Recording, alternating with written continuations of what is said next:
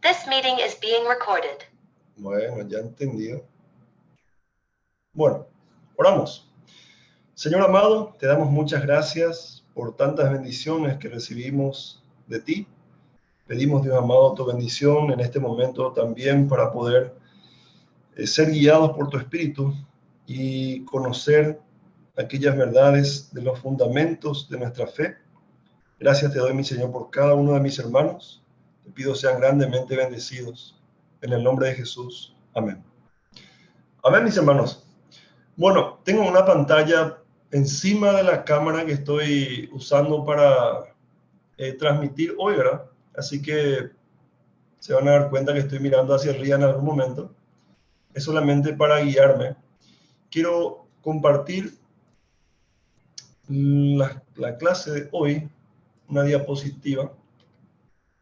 Si me permiten un momentito.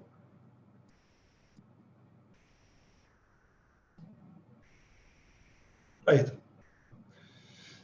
Mis hermanos, estamos usando los artículos del Credo de los Apóstoles, que es un documento de toda la Iglesia Universal de Cristo, ¿sí? No pertenece a una iglesia en particular o a una denominación en particular, sino que pertenece a toda la Iglesia del Señor y contiene los artículos, los puntos de nuestra creencia. Como decíamos la semana pasada, es un resumen, ¿sí? Es un resumen de lo que nosotros creemos. No pretende ser, y ya se darán cuenta por la extensión del texto del Credo de los Apóstoles, no pretende ser una explicación exhaustiva de nuestra fe, mis hermanos, porque eso realmente se encuentra en los 66 libros de la Biblia, Antiguo y Nuevo Testamento, y nos llevará, creo que desde que el cristianismo fue fundado hasta hoy, todavía nosotros seguimos explicando la fe cristiana, ¿verdad? Es bastante amplia, abarca toda la vida del cristiano creyente, por supuesto, ¿verdad? Y todavía nosotros seguiremos estudiando, ¿sí? Y escudriñando, como dice la palabra, en esa fe hasta que partamos de este mundo, ¿verdad? Como decía recién el hermano José, cuando estemos delante del Señor en su gloria eterna, ahí podremos saber todas las cosas, ¿verdad? Pero hoy a nosotros nos resta seguir estudiando su palabra, y en este curso hablamos de los fundamentos de la fe cristiana. Mis hermanos, espero que se escuche bien, espero que se entienda bien lo que estoy diciendo. Si no es así, por alguna cuestión técnica, háganme saber, por favor, para poder corregir, ¿sí? Bueno, vamos entonces a la presentación. Vemos nosotros de que el Credo de los Apóstoles contiene estos artículos. Y leo, dice: creo en Dios Padre Todopoderoso, Creador del cielo y de la tierra. Creo en Jesucristo, su único Hijo, Señor nuestro, que fue concebido del Espíritu Santo, nació de la Virgen María, padeció bajo el poder de Poncio Pilato, fue crucificado, muerto y sepultado, descendió a los infiernos. Al tercer día resucitó entre los muertos, subió al cielo y está sentado a la diestra de Dios Padre Todopoderoso. Y desde allí ha de venir a juzgar a los vivos y a los muertos. Creo en el Espíritu Santo, la Santa Iglesia Universal, la comunión de los santos, el perdón de los pecados, la resurrección del cuerpo y la vida eterna. Amén. Así termina, y este es el texto de nuestro Credo de los Apóstoles. Ahora, nosotros debemos ver aquí en la presentación, un momentito, voy a usar esta herramienta que tengo acá, ¿sí? Vemos nosotros aquí, voy a ir marcando en la presentación, estos artículos se tratan de Dios el Padre, ¿sí? Luego tiene una siguiente división que habla de Dios el Hijo, Jesucristo, que continúa hasta aquí, ¿sí? Es la segunda, voy a tratar de escribir un poquito. Esta es la primera, esta es la segunda, ¿sí? Aquí vemos todavía la segunda. Y luego tenemos una parte de creo en el Espíritu Santo, ¿sí? Y su efecto, su función en todo lo que respecta a la iglesia, a la comunión de los santos, al perdón de los pecados, la resurrección del cuerpo y la vida eterna, ¿ok? Entonces tenemos tres secciones. Hay cuestiones que son un poquito, y tengo que mencionarlo antes de continuar, por ejemplo, este artículo que dice, descendió a los infiernos. Y ahí surge la pregunta, ¿Cristo descendió a los infiernos? ¿Verdad? Por la controversia que suele producir este artículo de nuestro credo, es que a veces damos por omitir, hay congregaciones que no lo dicen, inclusive nosotros, el Maranatú, no lo estamos diciendo, pero está en el texto original del credo de los apóstoles. Ahora, mis hermanos, hay preguntas como estas que van a surgir. Yo les pido por favor que no se apuren, ¿sí? Porque vamos a llegar a esos artículos y vamos a explicar de qué se trata y por qué el credo como fundamento de nuestra fe cristiana menciona, por ejemplo, ¿está bien? Pero hoy vamos a enfocarnos nosotros en el primer artículo que se refiere a creo en Dios Padre Todopoderoso, Creador del cielo y de la tierra. ¿Está bien? Muy bien. Habiendo entonces hecho esta aclaración, quisiera continuar con el siguiente. A ver un poquito, vamos a borrar todo lo anterior para que quede solamente el texto nuestro. Entonces, en esta lección vamos a enfocarnos en estos primeros artículos. Creo en Dios Padre Todopoderoso, Creador del cielo y de la tierra. Nuestro enfoque va a estar en Dios el Padre. Habíamos hablado en la clase anterior de que el credo de los apóstoles o el fundamento de la fe cristiana se formula en base a la doctrina de la Trinidad, ¿sí? Dios Padre, Dios Hijo y Dios Espíritu Santo, un Dios en tres personas, una misma esencia, una unidad perfecta en nuestro Dios. ¿Está bien?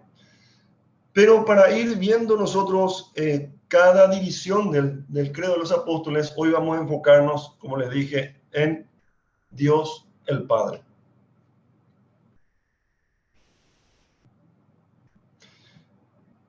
Dios el Padre, la Escritura insiste con vehemencia, podría decirlo yo, en que solo hay un Dios verdadero, el cual es adorado por los cristianos. En otras palabras, mis queridos hermanos, el Dios de los cristianos es el Dios verdadero. Los demás son dioses falsos. Los demás son dioses inexistentes. Son producto de la imaginación humana. Son demonios adorados por los hombres, ¿verdad? Son ideas. Pero el único Dios verdadero es el Dios de los cristianos. Usted y yo somos cristianos. Nosotros adoramos al Dios verdadero. Esto, bueno, vamos a ir hablando en un momento más específicamente sobre este punto. Este Dios tiene una singularidad. Cuando hablamos de la singularidad, hablamos de que Dios, el Dios de los cristianos, es el único Dios que existe. Al ser verdadero, al ser real, decimos nosotros, es el único Dios que existe. Como cristianos, nosotros descartamos a todos los demás dioses. Y no estamos hablando de discriminación, ¿verdad? Porque alguno va a decir, los cristianos, qué discriminativos que son, ¿verdad? Ellos creen que su Dios nomás es el único verdadero y los demás dioses no existen.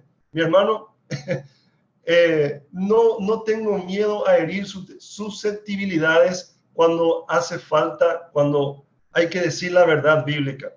Y la verdad bíblica es de que nuestro Dios es el único real, el único Dios que existe. Eso tiene fundamento bíblico.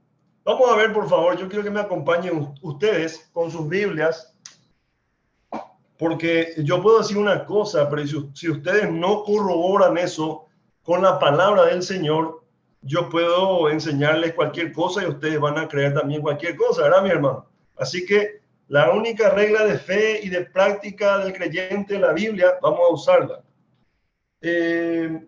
Reyes, Primera de Reyes, capítulo 8, versículo 60. Vamos a ver qué dice.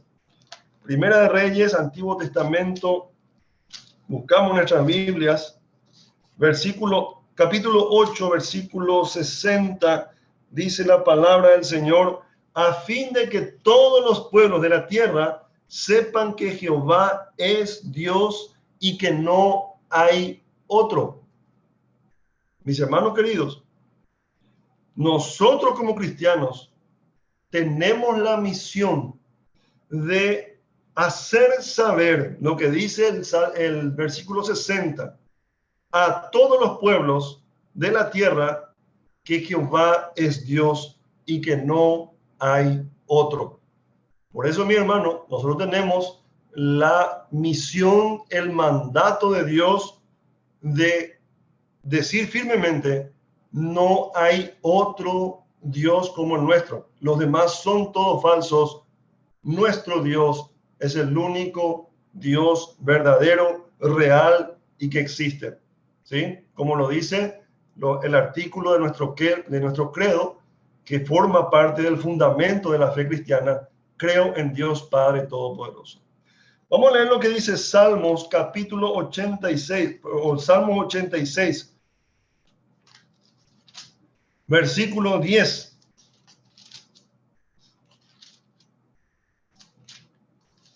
Dice la bendita palabra del Señor lo siguiente. Porque tú eres grande y hacedor de maravillas. Solo tú eres Dios. Amén. Fundamento de nuestra fe cristiana. Solo tú eres Dios. Segunda de Reyes. Vamos otra vez al libro de Reyes, pero esta vez en la segunda de Reyes. Vamos al capítulo 19. Versículo 19 dice la palabra del Señor. Ahora pues, oh Jehová, Dios nuestro. ¿Se dan cuenta? Dios nuestro. Sálvanos, te ruego de su mano, para que sepan todos los reinos de la tierra que solo tú, Jehová, eres Dios. Amén. Vamos al Nuevo Testamento. ¿Qué dice Romanos capítulo 3, versículo 30? Me gustaría hacerles leer a ustedes, mis hermanos, pero la otra vez, saludándoles, me di cuenta que a algunos les costaba mucho utilizar su micrófono. Así que por el tiempo, quiero ir leyendo yo quiero que ustedes me acompañen, por favor, con la lectura. Romanos 3:30 dice la palabra del Señor lo siguiente. Porque Dios es uno y Él justificará por la fe a los de la circuncisión y por medio de la fe a los de la incircuncisión. ¿Qué dice la primera frase? Porque Dios es uno. ¿Sí?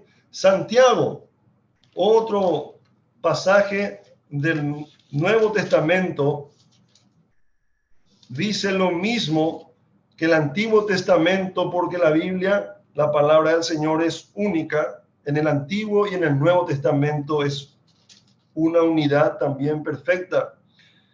Capítulo 2, versículo 19, dice la palabra del Señor, tú crees que Dios es uno, bien haces. Amén. Mis hermanos queridos, la Biblia afirma, confirma y asegura de que nuestro Dios es único, existe, es real, es el único Dios verdadero. Y es eso lo que afirmamos nosotros cuando decimos, creo en Dios Padre Todopoderoso. ¿Está bien? Muy bien, excelente. Aquí estoy revisando un mensaje. Entonces, quedó claro esta parte, mis hermanos. Espero que sí. Usted como creyente, como hijo de Dios, debe tener en claro esto, dice.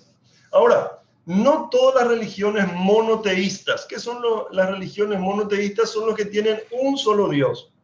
A diferencia de los politeístas, que tienen varios dioses y cada dios para explicar, por ejemplo, aspectos de la naturaleza, ¿sí? Los griegos tenían el dios, y los romanos, ¿verdad? Tenían el dios para la cosecha, tenían el dios para la guerra, tenían el dios para el amor, tenían el dios, etcétera, etcétera, etcétera. Y se inventaron una infinidad de dioses falsos, ¿verdad? Pero, y ellos eran politeístas. Ahora los monoteístas adoran a un solo Dios. Pero mis hermanos, como dice nuestra pantalla, no todas las religiones monoteístas adoran al mismo Dios. Y eso yo quiero que queden claros, mis hermanos, porque como les decía al principio, algunas cuestiones de nuestro credo se van a reforzar y otras hay que corregirlas. ¿Cuáles, por ejemplo? Cuando hablamos con un católico o cuando hablamos con un judío, decimos, total, Dios es uno, es igual. Solamente que le llamamos diferente, decimos algunos, ¿verdad? Total, nuestro Dios es igual, ¿verdad? Total, Dios es uno, decimos nosotros, ¿verdad? Como lo que hacemos en esa afirmación es poner a nuestro Dios, que es el, repito, verdadero, real y existente, al nivel y a la categoría de dioses falsos. ¿Sí? Por ejemplo, el judaísmo, el islam y el cristianismo en nombre se parecen mucho porque dicen el Dios de Abraham es el Dios nuestro. ¿Sí? Pero mis hermanos, en su credo ellos rechazan al Dios verdadero. Por ejemplo, el judaísmo niega al Dios trinitario que la Biblia revela. Y al negar al Dios en la Trinidad, está negando al Dios verdadero. O sea, el judaísmo y nosotros no tenemos al mismo Dios, no adoramos al mismo Dios. El Islam cree que no hay una comunidad de seres en Dios, también no cree en la Trinidad. Entonces están rechazando al único Dios verdadero. El cristianismo cree que Dios existe en tres personas. ¿Por qué? Por lo que la Biblia dice. Vamos a leer Génesis, capítulo 1. Dice, en el principio creó Dios los cielos y la tierra estaba desordenada y vacía. Génesis 1:1. Y las tinieblas estaban sobre la faz del abismo, y el Espíritu de Dios se movía sobre la faz de las aguas. Hay una primera mención al Espíritu de Dios. Luego, vemos nosotros en el capítulo 2,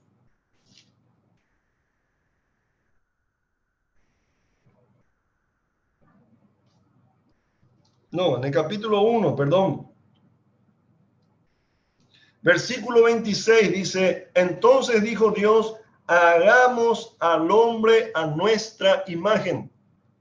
Dios habla en plural. Hay una mención de la Trinidad. Hagamos. Hay un concilio eterno entre Dios el Padre, Dios Hijo y Dios Espíritu Santo. Hay un acuerdo eterno de crear al hombre, una perfecta unidad en la obra de la creación. El judaísmo no cree en la Trinidad y el Islam tampoco. Entonces, ellos están descartando al Dios verdadero, cosa que nosotros no hacemos, porque nuestro Dios es el Dios verdadero y real. Ahora, ¿qué dice la palabra del Señor? Y voy a nuestro texto. En la página, no tengo la página. ¿Qué dice Lucas capítulo 10, versículo 16? El que me desecha a mí, desecha al que me envió. Son palabras de Cristo mismo. O sea que, si el judaísmo desecha la Trinidad y desecha a Cristo, está desechando al Dios verdadero. El Islam la misma cosa. Así que, mis hermanos, nosotros tenemos que corregir esa creencia popular de que nuestro Dios es el mismo Dios en otras religiones, porque no es así, mis hermanos. El cristianismo es el único que adora al Dios verdadero, real, existente. Amén. Continuamos. La Biblia habla y le da nombres al Señor, pero no porque sean varios, sino que en los nombres que la Biblia habla de Dios está diciendo o está afirmando atributos del Señor. Por ejemplo, cuando nosotros, tenemos varios hijos, ¿verdad? Y el más alto se llama, por ejemplo, Raúl. Y el más melenudo se llama David, por ejemplo. ¿Verdad? A veces no le llamamos por su nombre, le llamamos por sus atributos, ¿verdad? Hey, vos, grandote, ¿verdad? Eso sucede mucho entre amigos, por ejemplo. Hey, vos, melenudo, melena, le decimos, ¿verdad? Mis hermanos, sucede eso. No le llamamos a la gente por su nombre, pero sí por sus atributos, ¿sí? Ahora, cuando hablamos del Señor, vamos a lo que es serio, ¿sí? No a lo jocoso que se ve, por ejemplo, en las amistades o en la familia misma. Cuando hablamos del Señor, hablamos de cosas serias, ¿verdad? Y cuando nos referimos al Señor, nos referimos con reverencia, nos referimos a Él con temor, con un absoluto respeto. Por eso es que en la Biblia aparecen diferentes nombres refiriéndose al Dios Padre, a Dios nuestro real, ¿verdad? Al único Dios, mencionando sus atributos. Por ejemplo, encontramos El Shaddai, ¿sí? Que lo que está diciendo es el Dios Todopoderoso, ¿sí? El Elión, que es el Dios Altísimo. Adonai, por ejemplo, Señor, Maestro, Soberano. Tiene varias acepciones. Y también Yahvé, que es el más conocido, que significa, bueno, Señor o el yo soy, como él se presenta en el Antiguo Testamento cuando le dice a Moisés en el Éxodo capítulo 3, versículos 13 y 14, dice: Dios de vuestros padres me ha enviado a vosotros. Si ellos me preguntaren cuál es su nombre, dice Moisés, ¿qué le responderé? Y respondió Dios a Moisés: yo soy el que soy. ¿Sí? ¿Qué significa esto? Yo soy el único. Mi nombre no puede ser pronunciado. ¿Por qué? Porque la perfección la perfección no permite describir a Dios en un nombre que un humano pueda darle. Entonces Dios dice: yo soy el que soy. Y dijo: así dirás a los hijos de Israel: yo soy el que me envió. La Biblia nos relata varios sucesos en los cuales el Señor dijo desde los cielos: yo soy. Y la gente terminó arrodillándose, porque al mencionar ese nombre hay tanto poder, ¿sí? El cristiano o el credo cristiano niega el politeísmo al hacer uso de la forma singular y genérica de la palabra de Dios como un nombre divino. Porque por ahí un islamita o un judío va a decir, sí, pero si hay tres personas en la Trinidad cristiana, entonces significa que ustedes no son monoteístas, son politeístas, ¿verdad? Seguramente algunos ya se habrán enfrentado a ese tipo de preguntas, pero como la Biblia es aquella que nos muestra la esencia del Señor, nosotros vemos de que Dios es uno solo. Él en varias partes de la Biblia dice, uno soy, uno, el Dios uno es, ¿verdad? Entonces, mi hermano, habla de una unidad perfecta, no habla de tres personas ocupándose de diferentes cosas como lo hacían los politeístas griegos o romanos, que tenían un Dios para la guerra, un Dios para el amor, un Dios sol, un Dios esto, un Dios aquello, no, un Dios para la lluvia, no, no es así. Nuestro Dios es uno solo, hay una unidad perfecta en la Trinidad que le hace uno en esencia. ¿Está bien? Entonces, el cristianismo no se trata de un politeísmo, se trata de un monoteísmo, refiriéndose al Dios verdadero. Seguimos.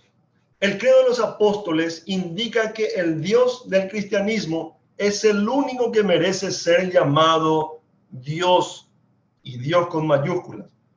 Los demás ustedes van a ver, inclusive en la Biblia, cuando no se refiere al Dios verdadero, está en Dios en minúsculas, ¿sí? Habla a veces de dioses, por ejemplo, que son producto del imaginario humano, ¿sí? O que son, por ejemplo, demonios que son adorados por los hombres. ¿Está bien? Entonces, cuando encontramos de esa manera, vamos a encontrar en minúsculas. Pero el Dios de los cristianos es el único que merece ser llamado Dios. Cuando nosotros decimos, creo en Dios Padre Todopoderoso, estamos diciendo que nuestro Dios es el único Dios verdadero, ¿sí? El único que merece ser llamado Dios.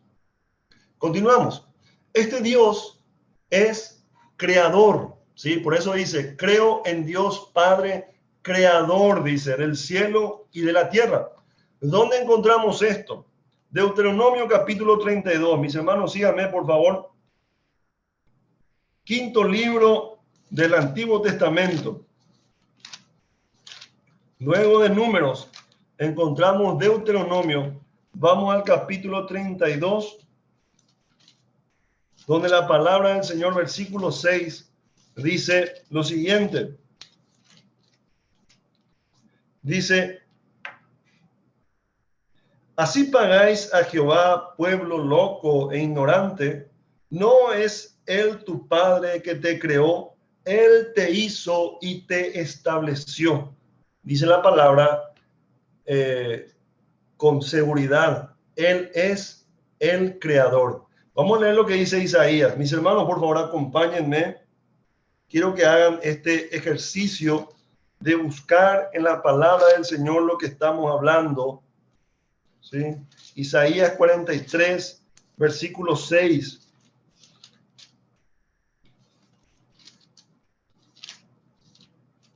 Al 7 dice, diré al norte, Isaías 43, 6, 7, diré al norte, da acá, y al sur no detengas.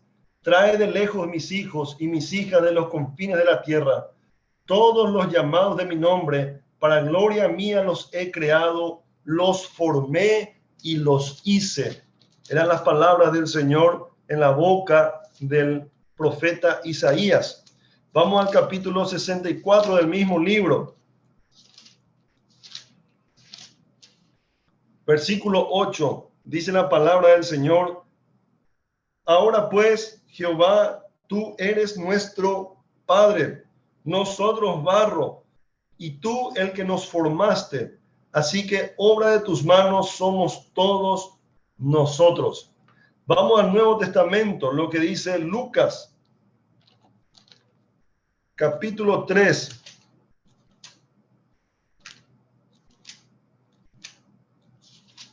Dice la palabra del Señor en el versículo 38. Lucas 3, 38. Dice la palabra del Señor: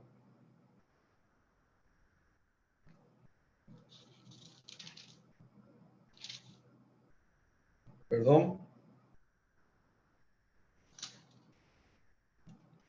hay que corregir.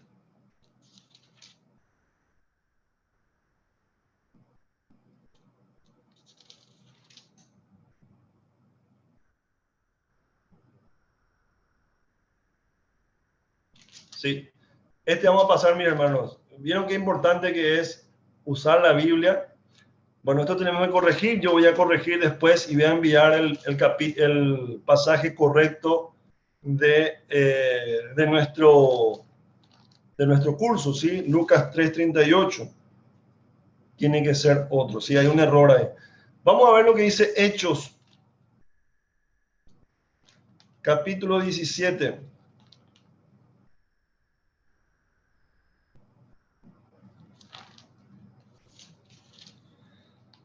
26 al 28. Y de una sangre ha hecho todo linaje de los hombres para que habiten sobre toda la faz de la tierra, y les ha prefijado el orden de los tiempos y los límites de su habitación, para que busquen a Dios, si en alguna manera palpando puedan hallarle, aunque ciertamente no está lejos de cada uno de nosotros. Mis hermanos queridos, estas son las palabras de Pablo que él mencionó estando en Atenas, enseñando a los atenienses que Dios, el Dios verdadero, es el creador. La paternidad de Dios en general sobre la creación lo motiva a demostrar gran paciencia con nuestro mundo caído, ¿sí?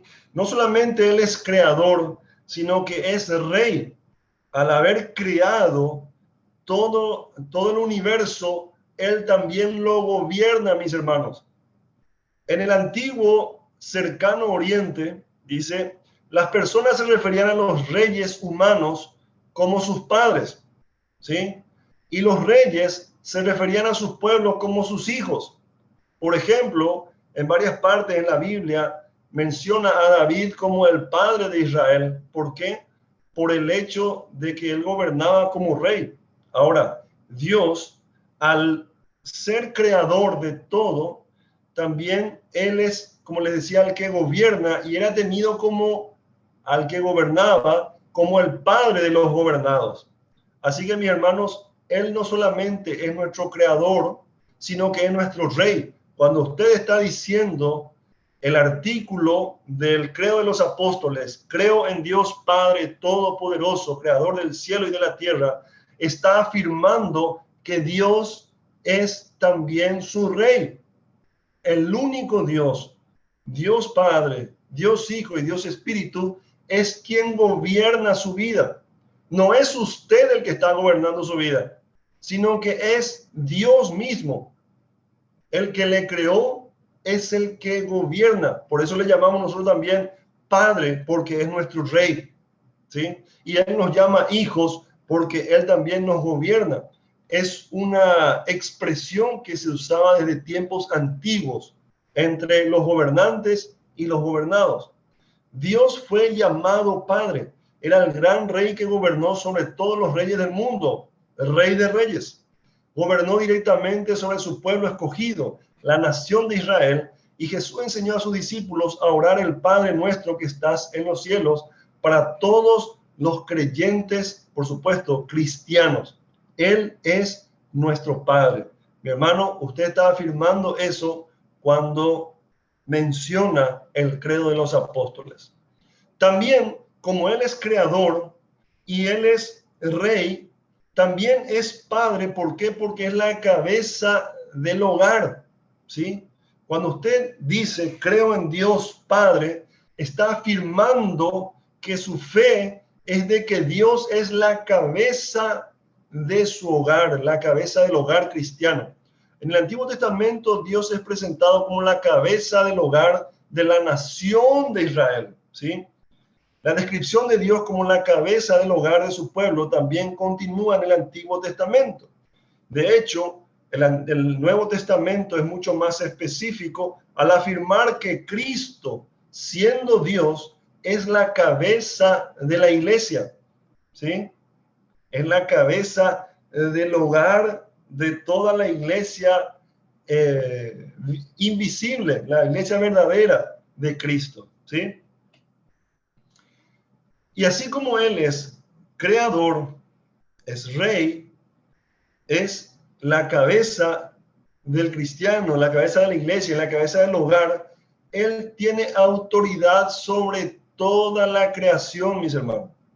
Como decíamos, al ser creador, Él tiene una autoridad absoluta para gobernar. Él es soberano. Es uno de los atributos que como cristianos nosotros afirmamos de nuestro Dios. Él es soberano. Él no tiene por qué consultar si está bien o no sus decisiones. Él no necesita ser aconsejado.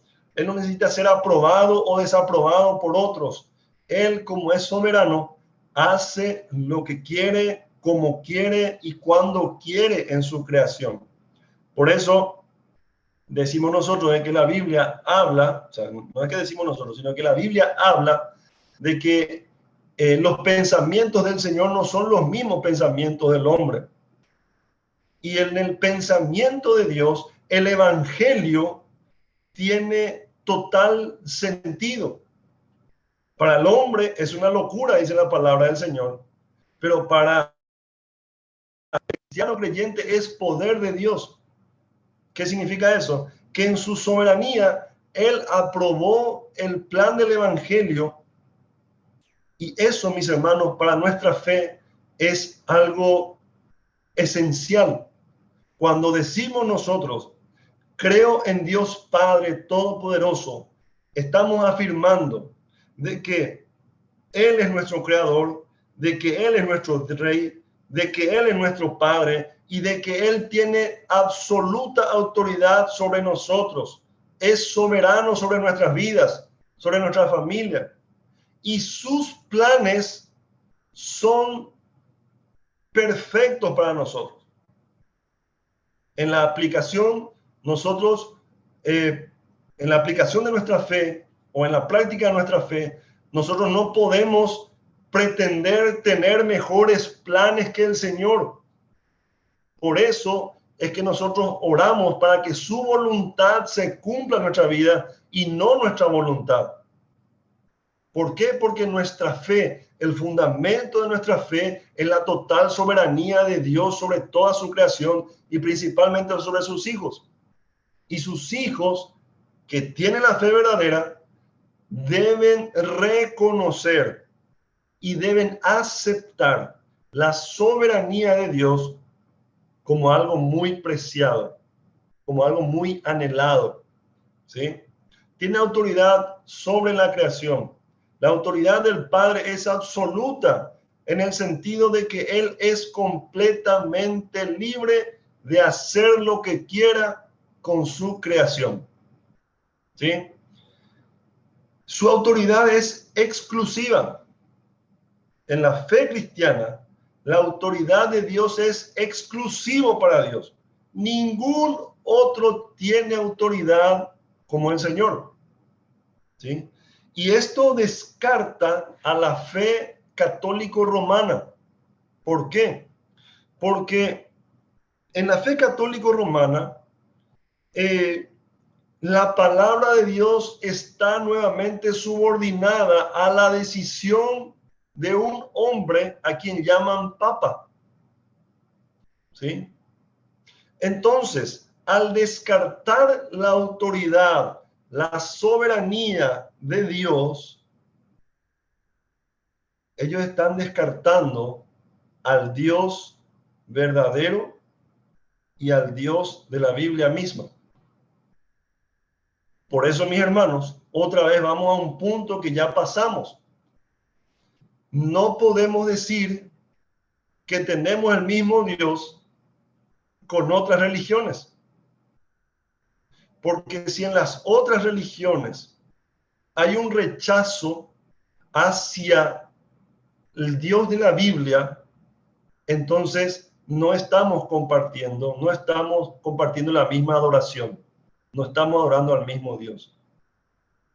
Entonces, la autoridad de Dios es exclusiva, no comparte con ninguna otra criatura, ¿sí? La autoridad sobre la creación de nuestro Dios es exhaustiva. ¿Qué significa eso? Que la autoridad de Dios se extiende a todo lo que ha creado en cada detalle de la creación.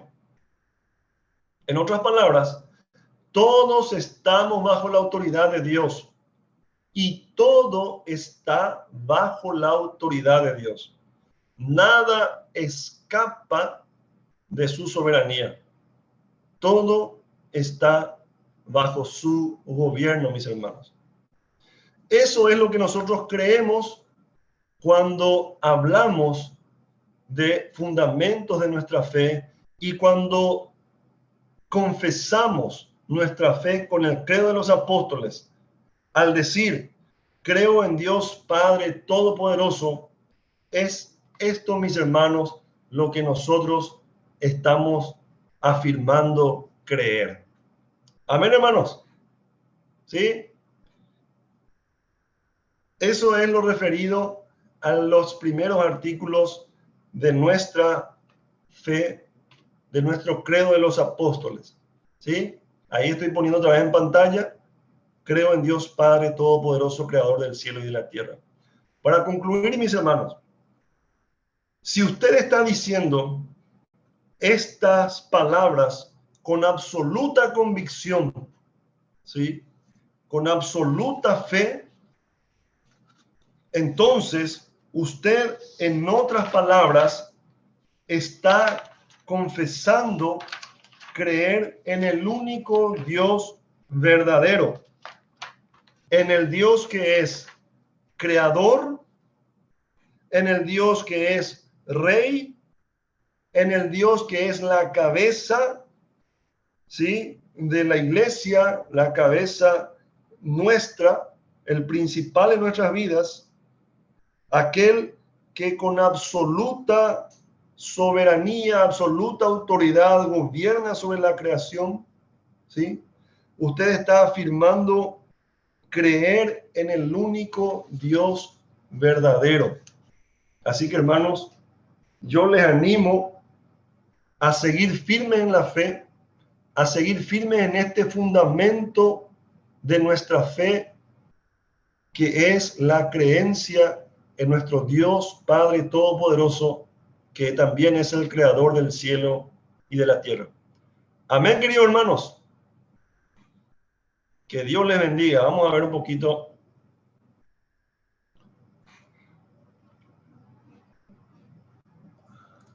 Hasta aquí entonces la clase de hoy. Yo quiero preguntar, a ver si hay alguna pregunta con respecto a lo que hablamos.